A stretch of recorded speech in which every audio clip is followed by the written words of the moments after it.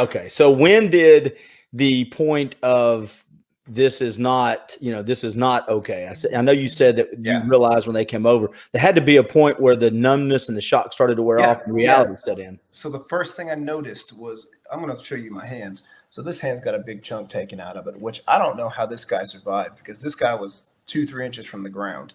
And this is the only thing that it sustained, was just a little chunk on the outside right here. And then my pinky's kind of messed up. And then this hand was holding the rifle. And what happened was the blast came up, took out all the knuckles, the bone, the tendon, the skin, all that from this hand.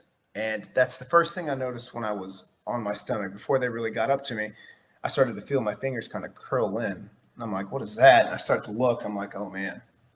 And so that was the first thing I noticed. They got you out of there, and we'll kind of move to the part where I'm assuming they got you stable. They got you to the hospital as soon as possible. Yeah. When did how long before you got to where you were going to start your rehab? What was you can give us the brief story between the time they got you to the time you got to rehab. What was that? Yeah. What did that start? What does that story look like? So July 25th is when I got hit. The first thing I remember was I woke up in Germany, because they had to make sure I was stable in Kandahar before they could fly me to Germany. And then they did a couple things to me in Germany, and then they took me to the States. But the first thing I remember is waking up in Germany, and I was in this giant incubator because my lungs were at like 15% capacity. And I was yelling, screaming. I'm like, what is going on? Where am I? I had no idea what was happening. And that is one of the only memories I have from Germany. There's two other ones. One was my nurse was super nice, and she watched Big Bang Theory with me, and that was great. And then I saw my buddy who got hurt an hour after me roll past my room in his thing. And he also lost his legs as well.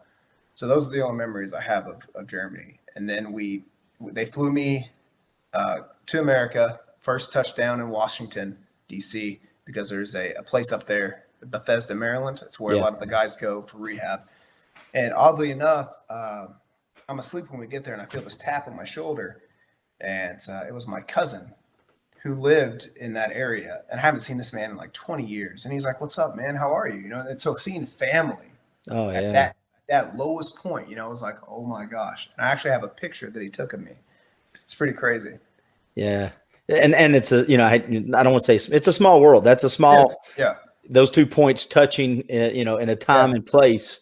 That's a bigger power looking out for you, giving you a little something right there, at least. Yeah, so from there, you go to Texas to rehab? I went to San Antonio, Texas. And this is where, from what and you can, of course, it's your story, so feel free to correct me, but this is where it sounds like this is all hard so far. There's nothing easy about it. Yeah, I don't know. I feel like a jerk going, now this is where it really got hard. It sounds like it's all been hard, but I think this is where mentally you got challenged, right?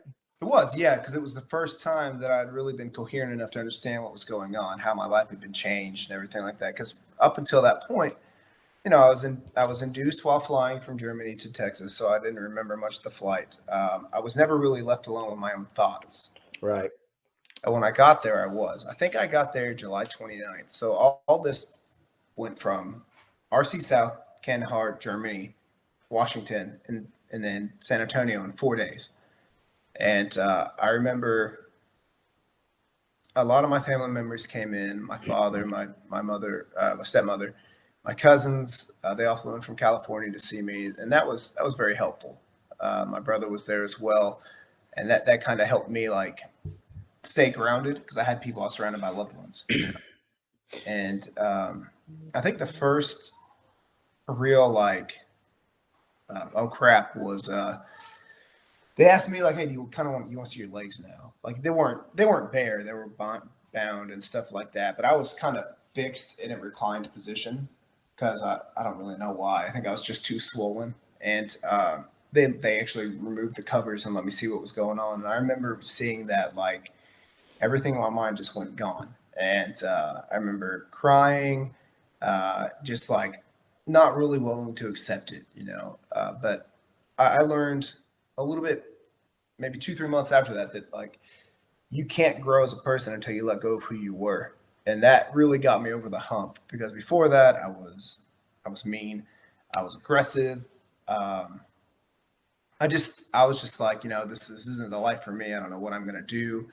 At no point did I ever think about suicide, but I just didn't. There were so many questions left unanswered. Like, where am I going to live?